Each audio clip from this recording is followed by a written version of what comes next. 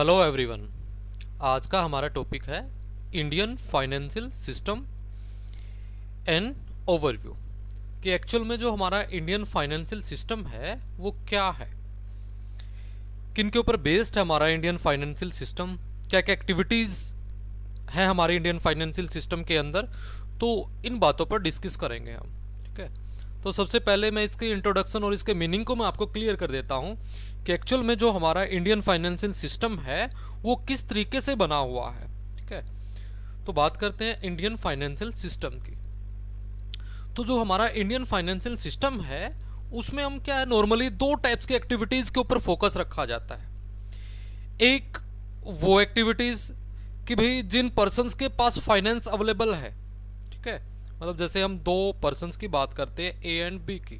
ठीक है, एक वो पर्सन जिसके पास फाइनेंस अवेलेबल है और एक वो पर्सन जिसके पास फाइनेंस अवेलेबल नहीं है। ठीक है, तो जो पर्सन फाइनेंस अवेलेबल है वो चाहता है कि भाई मेरे पास तो सेविंग है, मैं इसको इन्वेस्टमेंट करना चाहता हूं कहीं ना कहीं ऐसे ऑप्शन में जहां से मुझे रिटर्न मिल जाए। दूसरा पर्सन की चाहता है कि भाई मैं कुछ काम स्टार्ट करना चाहता हूं बट मेरे पास फाइनेंस अवेलेबल नहीं है, तो कोई मेरे पास फाइनेंस को इन्वेस्ट करे ताकि मैं अपना काम स्टार्ट कर सकूं। जो इन्वेस्ट करेगा मैं उसको बदले में क्या है, इंटरेस्ट उसको अवेलेबल करवा दूंगा।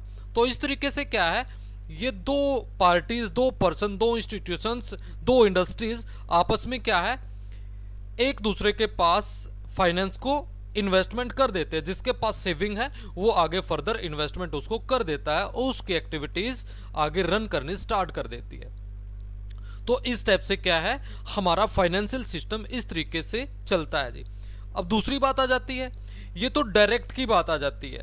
ठीक है, डायरेक्ट फाइनेंशियल जो एक्टिविटीज की जाती है वो तो इस तरीके से की जाती है, मतलब वो पर्सन जो फाइनेंस को यूज करने वाला है, वो पर्सन जो फाइनेंस को इन्वेस्टमेंट करने वाला हो जाता है। ठीक है, तो ये दो पार्टी हो जाती है। एक और आ जाता है हमारा इंटरमीडिएटर्स जिसको हम बोल देते हैं। ठीक है, ए और दो बी, दो पार्टी तो है, इनके बीच में क्या है, कुछ इंटरमीडिएटर्स आ जाते हैं जो क्या करते हैं, इन दोनों पर्सनों को ढूंढने का काम करते हैं। ठीक है, और आपस में इन दोनों पर्सनों को मिलवा देते हैं कि भाई ये ढूंढते हैं कि वो पर्सन कौन कौन है जिनके पास फाइनेंस अवेलेबल है और वो पर्सन कौन कौन है जिनको फाइनेंस की रिक्वायरमेंट है। ठीक है, तो जो पर्सन जिसके पास फाइनेंस अवेलेबल है वो यहां पर इनको डिपॉजिट करा देता है और जिस पर्सन को फाइनेंस की रिक्वायरमेंट है वो यहां से इनसे फाइनेंस ले लेता है। जैसे बैंक की बात आ जाती है, फाइनेंशियल इंस्टीट्यूशंस आ जाते हैं, ये सारे हमारे इंटरमीडिएटर्स आ जाते हैं जो क्या करते हैं, लोगों से फाइनेंस लेते अपने पास डिपॉजिट कराते हैं और जिन लोगों को फाइनेंस की रिक्वायरमेंट हो जाती है उन लोगों को क्या है, फर्दर आगे फाइनेंस अवेलेबल करवा देते हैं।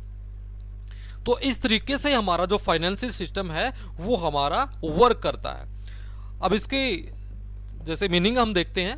ठीक है, फाइनेंशियल सिस्टम अलोकेट सेविंग, ठीक है, सेविंग को अलोकेट करता है efficiently in an economic to ultimate user, जो अल्टीमेट यूजर है उसके, जो एक्चुअल यूजर है उसके, फॉर इन्वेस्टमेंट के लिए इन रियल एसेट्स ऑफ और फॉर कंजम्पशन। ठीक है, उनके क्या है, उनके रियल एसेट्स में या उनके कंजम्पशन के लिए क्या है, उनको अलॉट कर देता है, क्या, फाइनेंस अलॉट कर देता है। ये हमारा फाइनेंशियल सिस्टम कहलाता है। मतलब क्या है, जो रियल यूजर हैं, जो यूज करना चाहते हैं, ठीक है, उनको क्या कर देता है, उनमें इन्वेस्टमेंट उनका करवा देता है। या दूसरी बात आ जाती है, financial system consist of A variety of institution, different types के इंस्टीट्यूशंस हो जाते हैं। जब भी मैंने अभी आपको बताया इंटरमीडिएटर्स की बात आ जाती है यहाँ पर। ठीक है, रिलेटेड इन ए सिस्टमेटिक मैनर, एक सिस्टमेटिक मैनर का मतलब है कि भाई इनके ऊपर भी रूल रेगुलेशन होते हैं। जैसे बैंक है हमारे, तो इनके ऊपर भी जैसे आरबीआई की बात आ जाती है, सेबी की बात आ जाती है। ठीक है, तो उनके रूल रेगुलेशन इनके ऊपर अप्लाई किए जाते हैं। ठीक है, दैट मीन्स क्या है, related a systematic manner and provide the means by which saving are transform into investment. मतलब क्या है, एक सिस्टमेटिक मैनर से कुछ लोगों की सेविंग को क्या है, आगे फर्दर इन्वेस्टमेंट करवा दिया जाता है। तो इस तरीके से हमारा जो फाइनेंशियल सिस्टम है वो वर्क करता है हमारा। ठीक है, इसके बाद बात आ जाती है आगे फर्दर हम बात करते हैं। ठीक है, नेचर ऑफ फाइनेंशियल सिस्टम, जो हमारा फाइनेंशियल सिस्टम वो किस नेचर का है। अभी मैंने मीनिंग में क्लियर भी किया आपको। ठीक है, कि जो हमारा फाइनेंशियल सिस्टम है वो किस तरीके से वर्क करता है। दो मैंने आपको नॉर्मली आपको तरीके मैंने बताए हैं। एक तो डायरेक्ट माना जाता है, ठीक है, ए और बी वाला मैंने आपको बताया, और दूसरा मैंने बताया इंटरमीडिएटर्स का। तो इस तरीके से हमारा काम करता है। तो फीचर में हम बात करते हैं, सबसे पहले बात आ जाती है मेंटेन रिलेशन। तो ये क्या है, एक रिलेशंस मेंटेन करता है किनके बीच में, वो पर्सन जो इन्वेस्टमेंट करना चाहते हैं और वो पर्सन जो इन्वेस्टमेंट करवाना चाहते हैं अपने अंदर। तो दोनों के बीच में क्या है, हमारा जो फाइनेंशियल सिस्टम है वो एक रिलेशंस मेंटेन कर देता है। मतलब कि क्या है, जो लोग सप्लाई करना चाहते हैं वो सप्लाई यहां पर कर देते हैं, और जो लोग डिमांड करते हैं उनकी डिमांड को फुलफिल यहां पर कर दिया जाता है। तो इस तरीके से दोनों पार्टी के बीच में क्या है, एक रिलेशंस यहां पर मेंटेन करवा दिया जाता है, ठीक है। इसके बाद बात आ जाती है ट्रेडिंग फैसिलिटीज, ठीक है। नॉर्मली जो हमारा फाइनेंशियल सिस्टम है इसमें दो टाइप्स की ट्रेडिंग फैसिलिटीज की जाती है, ठीक है। नॉर्मली दो टाइप्स की मार्केट जिसको हम बोल देते हैं वो यहां पर हमारी वर्क करती है। एक होती है हमारी मनी मार्केट,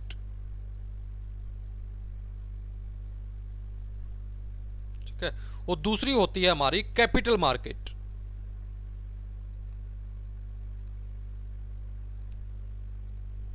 मनी मार्केट वो होती है हमारी जहां पर शॉर्ट टाइम पीरियड के लिए, ठीक है, सिक्योरिटीज का क्या है, ट्रांजैक्शंस किया जाता है। कैपिटल मार्केट वो होती है हमारी जहां पर लॉन्ग टाइम पीरियड के लिए सिक्योरिटीज का ट्रांजैक्शंस किया जाता है, ठीक है। Short time period money market, long time period capital market. तो दो टाइप्स की यहां पर ट्रेडिंग फैसिलिटीज हमारा जो फाइनेंशियल सिस्टम है वो हमें अवेलेबल करवाता है। इसके बाद बात आ जाती है डिफरेंट पार्टीज। अब यहां पर क्या डिफरेंट टाइप्स की पार्टीज हो जाती हैं जी, ठीक है, जो यहां पर क्या है किसी न किसी तरीके से पार्टिसिपेट अपना करती है जी। जैसे बात आ जाती है बैंक की बात आ जाती है, गवर्नमेंट्स की बात आ जाती है, क्योंकि गवर्नमेंट की सिक्योरिटीज का भी यहां पर सेल परचेज किया जाता है, ठीक है। या अदर्स जो इंडस्ट्रीज आ जाती है जो अपने शेयर्स डिवेंचर्स को इश्यू करती है, ठीक है। फाइनेंशियल इंस्टीट्यूशंस आ जाते हैं, जैसे यूटीआई की बात आ जाती है, एलआईसी की बात आ जाती है, ठीक है, वो यहां पर आ जाते हैं। हमारे इंश्योरेंस कंपनीज आ जाती है, म्यूचुअल फंड हमारे यहां पर आ जाते हैं, ठीक है। तो ये सारे क्या है यहां पर पार्टिसिपेट करते हैं किसी न किसी तरीके से हमारे। इसके बाद बात आ जाती है रेगुलेशंस की, ठीक है। तो हमारा जो फाइनेंशियल सिस्टम वो प्रॉपर रेगुलेट है जी। रेगुलेट क्या है, मतलब कि कुछ ऐसी रेगुलेटरी जो अथॉरिटीज यहां पर बनाए गए जो इनको रेगुलेट करने का काम करती है, जैसे SEBI, security exchange board of India, ठीक है। सेंट्रल गवर्नमेंट की बात आ जाती है, ठीक है, या आरबीआई की बात आ जाती है, जो इनको किसी न किसी तरीके से रेगुलेट, जो हमारा फाइनेंशियल सिस्टम है, जो इसमें एक्टिविटीज हो जाती हैं जितनी भी फाइनेंस को ट्रांजैक्शंस करने की, उन एक्टिविटीज को ये रेगुलेटरी जो इंस्टीट्यूशंस है वो किसी न किसी तरीके से इनके लिए रूल रेगुलेशंस बनाकर और जो सिस्टम है इसको प्रॉपर मैनर में इसको लेकर आते हैं। इसके बाद बात आ जाती है वेरियस सिक्योरिटीज। यहां पर क्या है, डिफरेंट टाइप्स की सिक्योरिटीज का आपस में ट्रांजैक्शंस किया जाता है, ठीक है। जैसे बात आ जाती है गवर्नमेंट की सिक्योरिटीज होती है जी यहां पर हमारी बहुत सारी। इसके बाद बात जाती है जो कंपनीज हो जाती है उनकी सिक्योरिटीज हो जाती है, लोन की सिक्योरिटीज हो जाती है हमारी, इक्विटी की सिक्योरिटीज हमारी हो जाती है, मिक्स सिक्योरिटीज की अगर बात करते हैं तो वो भी हमारी हो जाती है, ठीक है। तो इस टाइप से इन सिक्योरिटीज का यहाँ पर सेल परचेज किया जाता है। इसके बाद बात क्या है, कैपिटल फॉर्मेशन, मतलब कि जिन लोगों को कैपिटल की रिक्वायरमेंट है वो आगे क्या है फर्दर अपने यहां से इन मार्केट से क्या है, जो मनी मार्केट और कैपिटल मार्केट होते हैं, यहां से अपनी कैपिटल लेकर और अपनी कैपिटल फॉर्मेशन मतलब कैपिटल की जो रिक्वायरमेंट है उस रिक्वायरमेंट को यहां पर अपनी ये फुलफिल कर सकते हैं, ठीक है। तो इंटरमीडिएटर्स यहां पर इस तरीके से काम करते हैं जी। इसके बाद नेक्स्ट हमारा आ जाता है इवैल्यूएशन ऑफ फाइनेंशियल सिस्टम। मतलब हम अपने फाइनेंशियल सिस्टम को इवैल्यूएट करते हैं कि किस तरीके से हमारा फाइनेंशियल सिस्टम स्टार्टिंग से चला था और एट प्रेजेंट इसमें किस किस तरीके के चेंज आए हैं, ठीक है। तो किस तरीके से चला था और किस किस तरीके से यहां पर हमारे चेंज आए हैं। तो सबसे पहला जो चला था हमारा वो पीरियड आ जाता है 1968 का, ठीक है। 68 तक के हम टाइम पीरियड में अपने फाइनेंशियल सिस्टम को देखते हैं कि किस तरीके का हमारा फाइनेंशियल सिस्टम यहां पर रहा था। तो अगर यहां पर बात की जाती है तो भाई 1947, ठीक है, मतलब आजादी से पहले और उसके बाद, ठीक है, मतलब 68 इन टाइम पीरियड तक की यहां पर बात की जाती है कि तब आजादी से पहले जो हमारा फाइनेंशियल सिस्टम था वो किस तरीके का था, मतलब किस तरीके की बैंकिंग फैसिलिटीज हमारे कंट्री के अंदर अवेलेबल थी, किस टाइप्स के फाइनेंशियल इंस्टीट्यूशंस हमारे कंट्री के पास अवेलेबल थे, किन किन सिक्योरिटीज शेयर का यहां पर सेल परचेज किया जाता था, ठीक है। तो उस टाइम पीरियड पहले की अगर बात की जाती है तो किस तरीके से हमारा ये चलता आया था, ठीक है। तो सबसे पहले अगर बैंक की बात की जाती है तो 1700 1970। ठीक है, तो पहला बैंक यहां पर हमारा स्थापित किया गया था। ठीक है, इसके बाद आगे फर्दर 73 की अगर बात की जाती है तो नेक्स्ट हमारा सेंट्रल बैंक यहां पर स्थापित किया गया था। ठीक है, बॉम्बे स्टॉक एक्सचेंज की बात की जाती है तो वो भी पहले का ही है जी हमारा 1879 बॉम्बे स्टॉक एक्सचेंज यहां पर हमारा स्थापित किया गया था। ठीक है, ओरिएंटल जो इंश्योरेंस कंपनी है वो भी हमारी 1888 ये हमारी ओरिएंटल इंश्योरेंस कंपनी यहां पर हमारी स्थापित की गई थी। ठीक है, उसके बाद 1951 की अगर बात की जाती है तो प्राइवेट बैंक हमारे स्थापित किए गए थे जी यहां पर। ठीक है, इस तरीके से हमारा काम चला। उसके बाद 1935 हमारा आरबीआई स्थापित किया गया था, बट क्या है 1949 में इसको क्या कर दिया गया था, इसका राष्ट्रीयकरण हमारा कर दिया गया था। ठीक है, तो इस तरीके से हमारा काम चला। इसके बाद क्या है 1951 तक का टाइम पीरियड की अगर बात की जाती है तो हमारा फाइनेंशियल कमीशन मतलब कि जो आपने पढ़ी है 5 ईयर प्लान्स, जो हमारी पंचवर्षीय योजनाएं आई थी वो यहां पर स्टार्ट कर दी गई थी। ठीक है, तो इस तरीके से काम चला। तो 1951 में जो हमारा फर्स्ट 5 ईयर प्लान आया था उस 5 ईयर प्लान में ही हमने क्या किया गया था कि हम मान रहे थे कि जो हमारी ग्रोथ रेट है उस ग्रोथ रेट को हम बढ़ाना चाहते किसी न किसी तरीके से, तो उसमें जो हमारा फाइनेंशियल सिस्टम है उस ग्रोथ रेट को बढ़ाने में हमारी किस तरीके से हेल्प करेगा। ठीक है, उसके बाद टाइम पीरियड चेंज हुआ जी। तो पहले हमारी जो इकोनॉमिक थी वो ओरिएंटेड थी, कैपिटल ओरिएंटेड थी, फिर सोशल ओरिएंटेड की बात आई, फिर हमारी मिक्स्ड इकोनॉमिक यहां पर बनकर एट प्रेजेंट जो हम चल देखते हैं वो हमारी मिक्स इकोनॉमिक ही हमारी हो चुकी है जी हमारी। ठीक है, तो इस तरीके से हमारा काम चला। फिर उसके बाद बात की जाती है तो इनके रेगुलेटरी जो इंस्टीट्यूशंस है वो यहाँ पर बात की जाती है। ठीक है, मतलब नॉर्मली इसमें क्या आ जाता है कि जो हमारा प्राइवेट और पब्लिक सेक्टर है दोनों ने ही यहाँ पर अपना रोल किसी न किसी तरीके से हमारा प्ले किया है।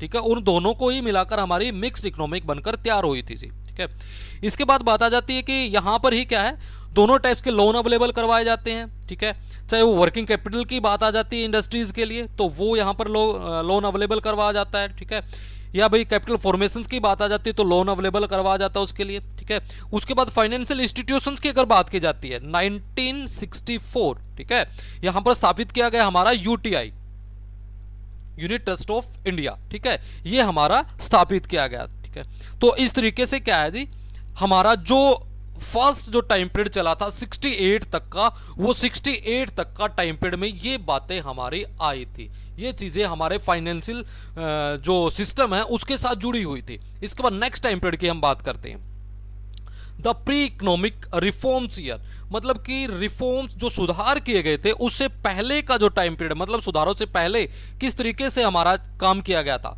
ठीक है, तो 1969 ठीक है 1969 में क्या किया 14 हमारे जो नेशनलाइज बैंक है उनको नेशनलाइज घोषित कर दिया, मतलब बैंकों को क्या है नेशनलाइज हमने घोषित यहां पर कर दिया गया था।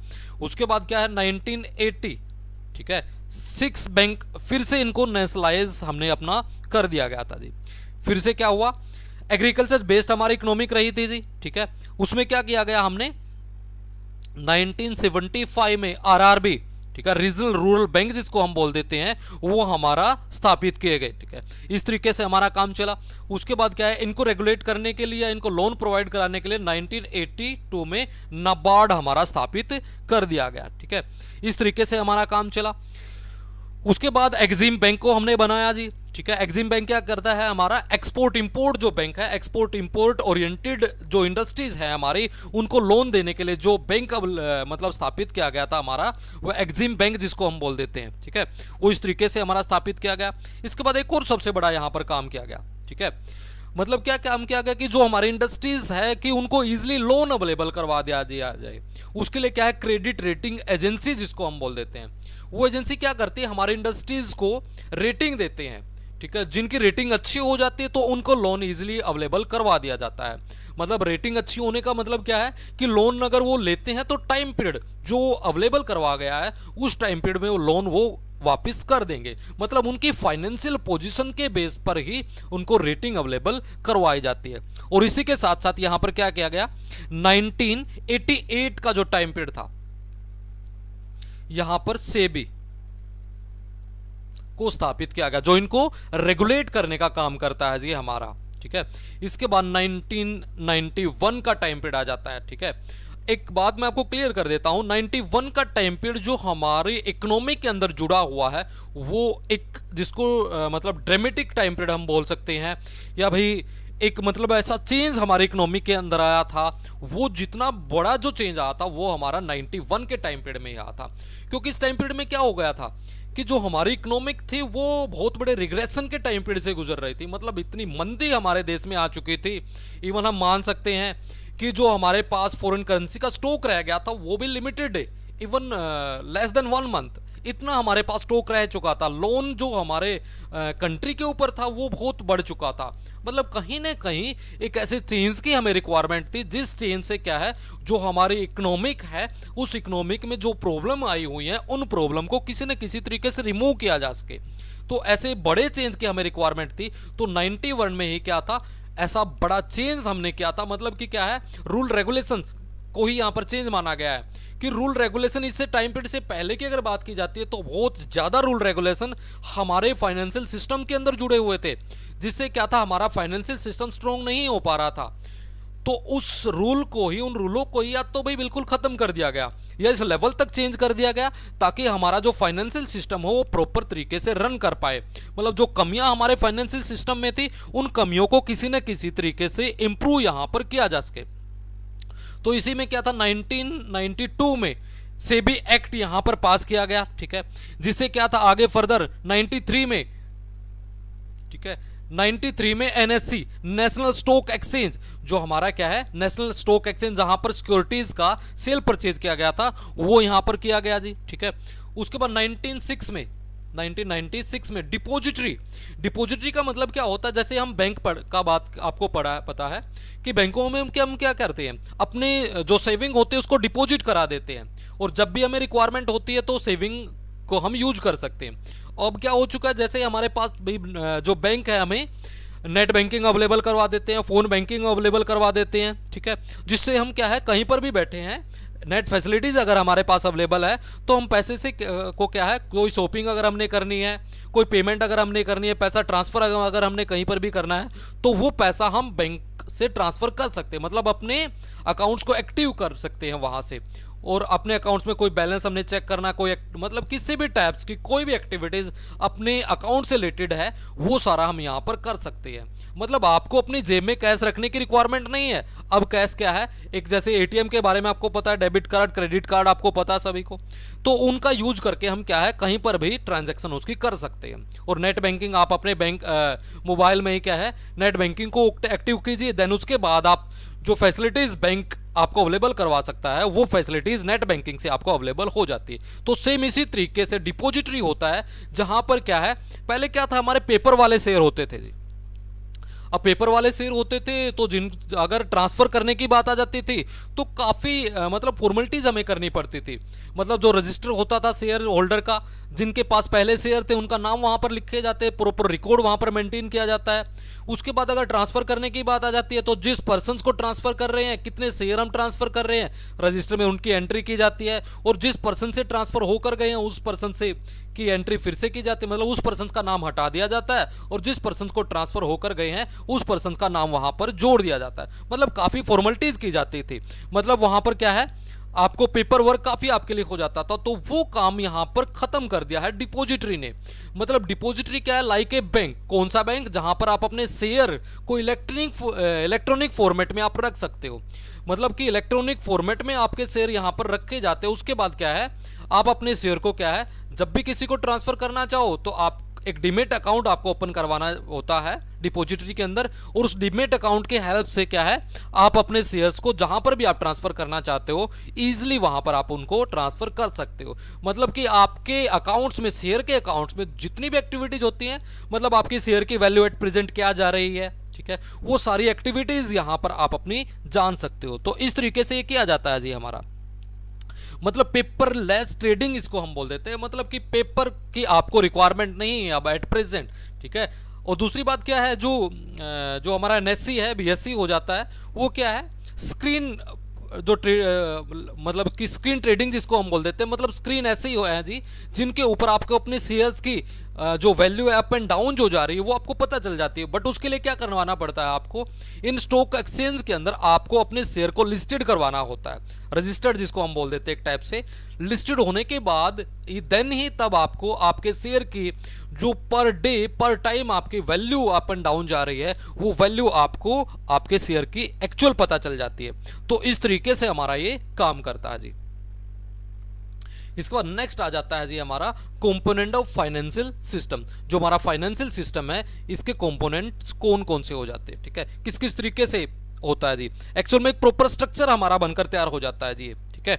सबसे पहला जो हमारा फाइनेंस सिस्टम, तीन टाइप्स के होते हैं जी हमारे फाइनेंशियल सिस्टम के अंदर जो हमारे कंपोनेंट होते हैं। पहला तो हमारा हो जाता है जी हमारा इंस्टीट्यूशंस ऑफ फाइनेंशियल सिस्टम, और सेकंड हो जाता है हमारा फाइनेंशियल मार्केट हो जाता है, और थर्ड हमारा हो जाता है फाइनेंशियल इंस्टीट्यूशंस, ठीक है। सबसे पहला आ जाता है हमारा इंस्टीट्यूशन ऑफ फाइनेंशियल सिस्टम की अगर बात की जाती है, ठीक है, तो ये आ जाता है हमारा प्राइमरी और डायरेक्ट सिक्योरिटी जिसको हम बोल देते हैं, ठीक है। ये आ जाता है हमारा प्राइमरी एंड डायरेक्ट सिक्योरिटी जिसको हम बोल देते हैं, ठीक है। सेकंड आ जाता है हमारा सेकेंडरी और इनडायरेक्ट सिक्योरिटी जिसको हम बोल देते हैं। उसके बाद अगर बात की जाती है फाइनेंशियल मार्केट की, तो हमारी फाइनेंशियल मार्केट दो टाइप्स की हो जाती है, ठीक है। एक हो जाती है मनी मार्केट और दूसरी हो जाती है हमारी कैपिटल मार्केट। फर्दर आगे इसको हम डिस्कस करेंगे। अभी पीछे भी मैंने आपको बताया कि जो मनी मार्केट होती है शॉर्ट टाइम पीरियड के लिए जहां पर सिक्योरिटीज का ट्रांजैक्शन किया जाता है, और कैपिटल मार्केट वो होती है जहां पर हमारा लॉन्ग टाइम पीरियड के लिए सिक्योरिटीज का ट्रांजैक्शन किया जाता है। इसके बाद आ जाता है हमारा फाइनेंशियल इंस्टीट्यूशंस और इंस्टीट्यूशंस की बात आ जाती है, ठीक है। इंटरमीडिएटर्स की बात आ जाती है यहाँ पर, सॉरी, ठीक है। इंटरमीडिएटर्स में हमारे दो टाइप्स के इंटरमीडिएटर्स काम करते हैं। एक ऑर्गेनाइज्ड हो जाता है जी, और दूसरा हो जाता है अनऑर्गेनाइज्ड। ऑर्गेनाइज्ड जिसको किसी न किसी तरीके से रेगुलेट किया जाता है, ठीक है, जैसे बैंकिंग आ जाती है हमारी, या नॉन बैंकिंग फाइनेंशियल इंस्टीट्यूशंस आ जाते हैं। और दूसरा हमारा हो जाता है अनऑर्गेनाइज्ड, मतलब कि जिसको ऑर्गेनाइज नहीं किया जाता, जैसे गांव में साहूकार वगैरह हो जाते हैं जी, महाजन हो जाते हैं, ठीक है, तो वो हमारे अनऑर्गेनाइज सेक्टर के अंदर आ जाते हैं। तो सबसे पहले हम पढ़ते हैं अपना फाइनेंशियल इंस्टीट्यूशंस कौन कौन से हो जाते हैं जी। तो जो फाइनेंशियल इंस्टीट्यूशंस होते हैं एक्चुअल में वो क्या करते हैं, जो पर्सन इश्यू करने वाला है, मतलब अपने शेयर इश्यू करने वाला है एक पर्सन, ठीक है, और जिस पर्सन को शेयर इश्यू किए जाते हैं, ठीक है, यहां से क्या है वो कैपिटल अपनी एकत्रित करते, कलेक्ट करते हैं। तो इस तरीके से हमारे फाइनेंशियल इंस्टीट्यूशंस अपना काम करते हैं, ठीक है। तो दो टाइप से होते हैं जी हमारा ये भी, ठीक है। एक होता है प्राइमरी, ठीक है, और दूसरा होता है हमारा सेकेंडरी।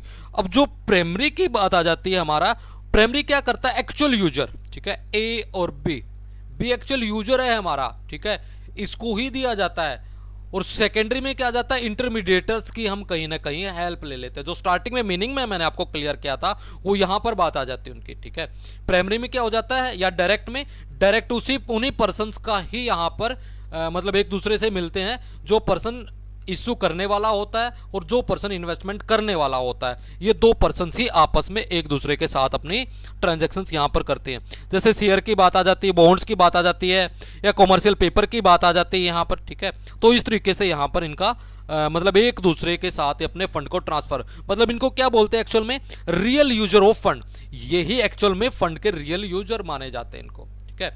मतलब किसी भी टाइप्स के इंटरमीडिएटर्स की यहां पर हेल्प नहीं ली जाती इनके द्वारा, डायरेक्ट एक दूसरे पर्सन के साथ ये कांटेक्ट करते हैं और उसी पर्सन को ही फंड अवेलेबल करवा देते हैं, जिसको एक्चुअल मतलब कि नीड उस फंड की हो जाती है।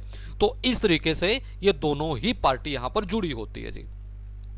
इसके बाद सेकंड आ जाता है हमारा सेकेंडरी और इनडायरेक्ट सिक्योरिटी जिसको हम बोल देते हैं, ठीक है।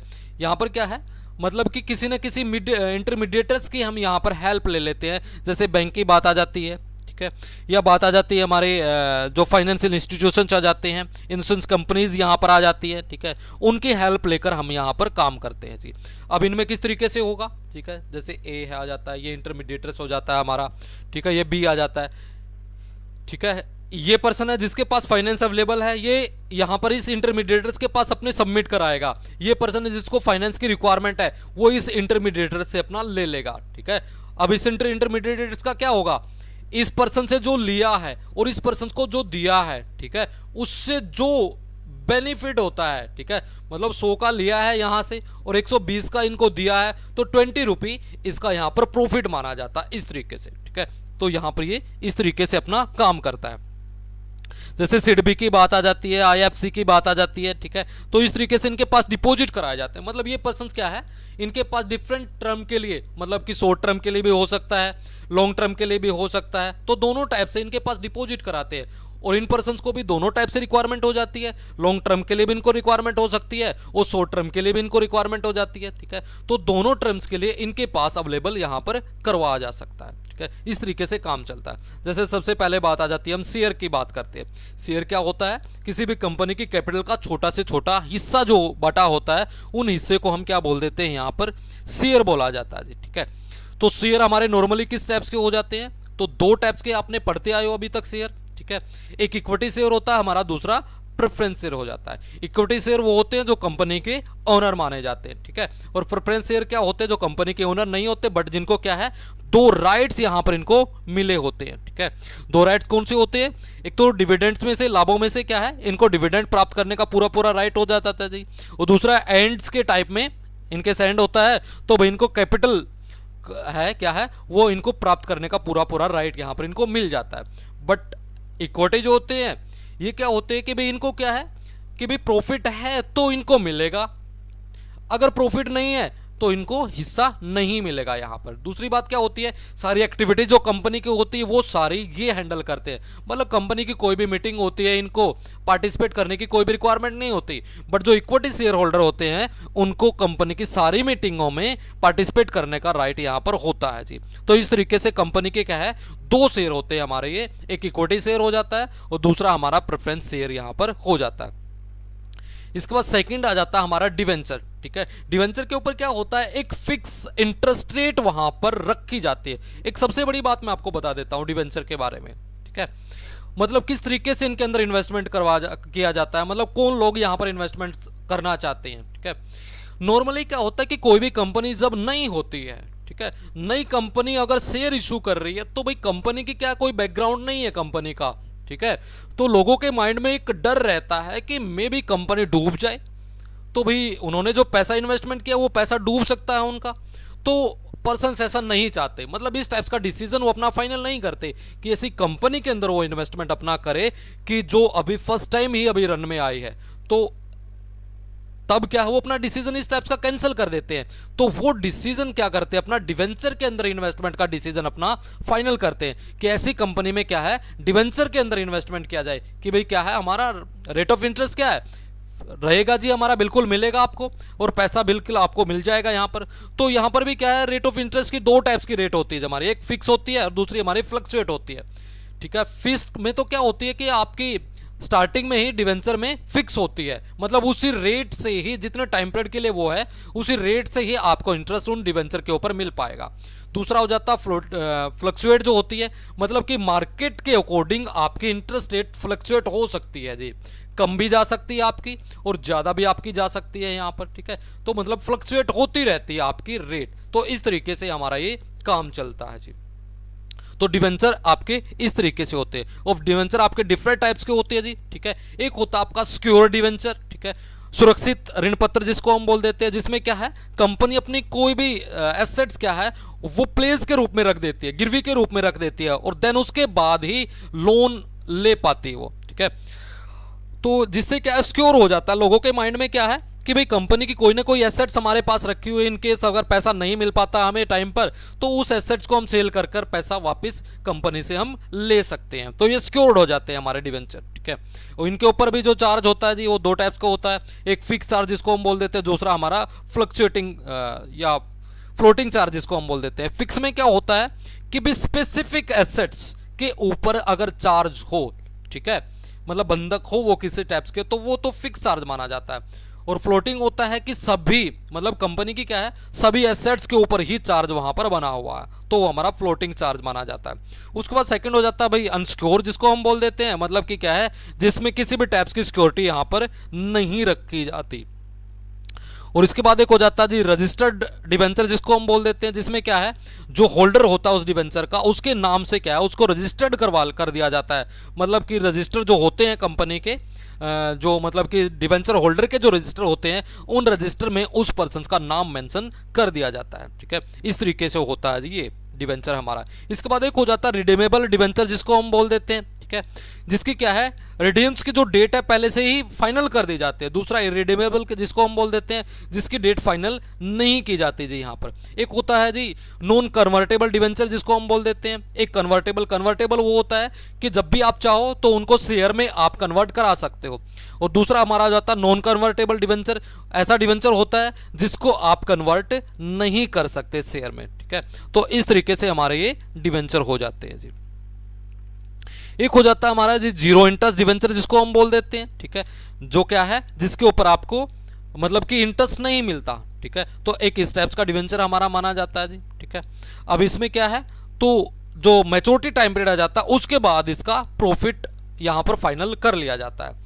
इसके बाद नेक्स्ट हमारा आ जाता है गवर्नमेंट सिक्योरिटी। अब कुछ गवर्नमेंट सिक्योरिटी दैन में एक टाइप से सिक्योर सिक्योरिटी जिसको माना जाता है, मतलब पैसा डूबने के जो आपके चांसेस है वो ना के बराबर यहां पर माने जाते हैं, ठीक है। बट एक बात आ जाती है कि जो रेट ऑफ इंटरेस्ट होता है वो यहां पर कम माना जाता है जी, कम होता है, क्योंकि गवर्नमेंट सिक्योरिटी है भाई, आपको सिक्योर माने जाएंगे, बट यहां पर रेट ऑफ इंटरेस्ट कम माना जाएगा कंपैरिजन टू अदर सिक्योरिटीज, ठीक है। अब सबसे पहला क्या होता है हमारा यहाँ पर ट्रेजरी बिल, जिसको हम बोल देते हैं। ये हमारा होता है शॉर्ट टाइम पीरियड का एक बिल हो जाता है, जिसको शॉर्ट टाइम पीरियड के लिए इशू किया जाता है। मतलब कि कम टाइम पीरियड के लिए अगर लोन की रिक्वायरमेंट हो जाती है तो हमारा ट्रेजरी बिल यहाँ पर इशू किया जाता है। अब इसको इशू करता है central bank of India, sorry reserve bank of India. और किसके लिए इशू करता है, गवर्नमेंट के लिए इशू यहां पर किया जाता है। मतलब सेंट्रल गवर्नमेंट के लिए हमारा जो रिजर्व बैंक ऑफ इंडिया है वो ट्रेजरी बिल को इशू करता है। नॉर्मली ये टाइम पीरियड इनका क्या क्या होता है जी, ठीक है। 14 डेज इसको खत्म कर दिया गया है, ठीक है। मतलब अब यूज में नहीं होता हमारा ट्रेजरी बिल, जो 14 डेज तक का होता है। मतलब 14 डेज तक के लिए भी लोन अवेलेबल करवाया जाता था पहले, बट अब इसको खत्म कर दिया गया। दूसरा होता हमारा 91 डेज के लिए, ठीक है, 182 डेज के लिए, तो 364 डेज के लिए। मतलब इस टाइप्स के हमारी कैटेगरी के जो होते हैं ये डिवेंचर जो ट्रेजरी बिल है हमारे यहाँ पर इशू किए जाते हैं, ठीक है। अब इनको क्या है, कौन कौन इनमें इन्वेस्टमेंट करती है, मतलब कि आरबीआई इनको इशू कर रही है, किसके लिए, गवर्नमेंट के लिए। और इनको इन्वेस्टमेंट यहां पर करते कौन कौन है, नॉर्मली बैंक यहां पर इन्वेस्टमेंट कर देते हैं, ठीक है। यह बात आ जाती है हमारी जो म्यूचुअल फंड हो जाते हैं, इंश्योरेंस कंपनीज हो जाती हैं, वो नॉर्मली इनमें इन्वेस्टमेंट का अपना डिसीजन फाइनल करते हैं, क्योंकि उनके माइंड में क्या है कि भाई यहां पर इन्वेस्टमेंट करेंगे तो हमारा पैसा सेफ रहेगा, ठीक है। इसके बाद आ जाता है कैश मैनेजमेंट बिल। कैश की यहां पर बात की जाती है, दैट मीन्स क्या बात की जाती है कि भाई बड़ी जल्दी आप जिसको कैश में कन्वर्ट करा सकते हो। मतलब कि टाइम पीरियड क्या है, बहुत short time period, even 91 days से कम के लिए जो बिल इशू किया जाता है उसको कैश मैनेजमेंट बिल यहां पर बोलते हैं, ठीक है। सेम इसी टाइप से जो ट्रेजरी बिल है हमारा, सेम वही चीजें यहां पर भी मतलब होती हैं सेम, ठीक है। बट सिर्फ डिफरेंस क्या हो जाता है, ये 91 डेज से कम का होता है और वहां पर 14 डेज को खत्म कर दिया गया और 91 डेज ही वहां पर किया जाता है जी फाइनल। और इसको भी क्या है, सेंट्रल गवर्नमेंट इस के लिए जो रिजर्व बैंक ऑफ इंडिया वो हमारा इशू करती है। इसके बाद नेक्स्ट हो जाता है हमारा डेटेड गवर्नमेंट सिक्योरिटीज, कि मतलब ऐसी सिक्योरिटी जिनके ऊपर डेट पहले से फिक्स कर दी जाती है। और जो इंटरेस्ट रेट है वो भी दो टाइप से मतलब होता है जी हमारा यहाँ पर, एक फ्लोटिंग होता है और दूसरा हमारा फिक्स यहाँ पर माना जाता है। तो इस तरीके से हमारा ये चलता रहता है, ठीक है। और जो रेट ऑफ इंटरेस्ट कैलकुलेट किया जाता है वो आफ्टर 6 मंथ यहाँ पर कैलकुलेट किया जाता है। बट एक सबसे बड़ी बात आ जाती है, जो हमारे डेटेड गवर्नमेंट सिक्योरिटीज हो जाती है वो लॉन्ग टाइम पीरियड के लिए इशू किए जाते हैं यहाँ पर, इवन 40 ईयर, ठीक है, 40 साल तक के लिए। मतलब इनका time period, maturity time period यहां पर माना जाता है, ठीक है। इस तरीके से किया जाता है जी हमारा। इसके बाद नेक्स्ट आ जाता है हमारा सोवरेन गोल्ड बॉन्ड स्कीम। मतलब गोल्ड की यहां पर सोने की बात की जाती है जी। मतलब ऐसे बॉन्ड जो गोल्ड से रिलेटेड हो, तो उनके लिए भी एक स्कीम स्टार्ट की गई है। मतलब जो पर्संस गोल्ड में इन्वेस्टमेंट करने में इंटरेस्टेड होते हैं तो उनके लिए ये स्कीम यहां पर स्टार्ट की जाती है। मतलब क्या है कि आप गोल्ड में इन्वेस्टमेंट कीजिए जी, तो गोल्ड बॉन्ड उनको माना जाता है कि गोल्ड में आप इन्वेस्टमेंट करोगे, ठीक है। तो उसके बाद जैसे मतलब जितने टाइम पीरियड के लिए आपने इन्वेस्टमेंट किया है, ठीक है। उसके बाद जो वैल्यू आपके पास आ जाएगी उस वैल्यू में आप सेल कर दीजिए, मतलब उसका मैच्योरिटी टाइम पीरियड आ जाता है, तो वही वैल्यू का प्रॉफिट आपको यहाँ पर दे दिया जाता है, ठीक है। तो एक इस तरीके से जो ये इशू किए जाते हैं हमारे, और जो इनकी वैल्यू भी मतलब फाइनल की जाती है वो वैल्यू गोल्ड में इनकी फाइनल की जाती है। मतलब गोल्ड की वैल्यू जैसे जैसे अप एंड डाउन जाती है तो उसी तरीके से इन जो बॉन्ड्स है इनकी वैल्यू को भी अप एंड डाउन यहाँ पर किया जाता है। इसके बाद नेक्स्ट हमारा आ जाता है जी स्टेट डेवलपमेंट डेब्ट सिक्योरिटीज, ठीक है।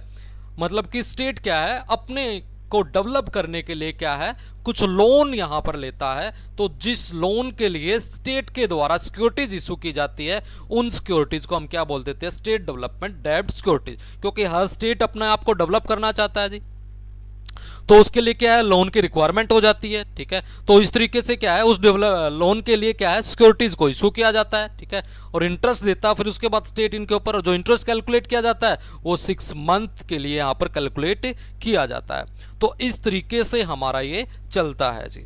So thank you.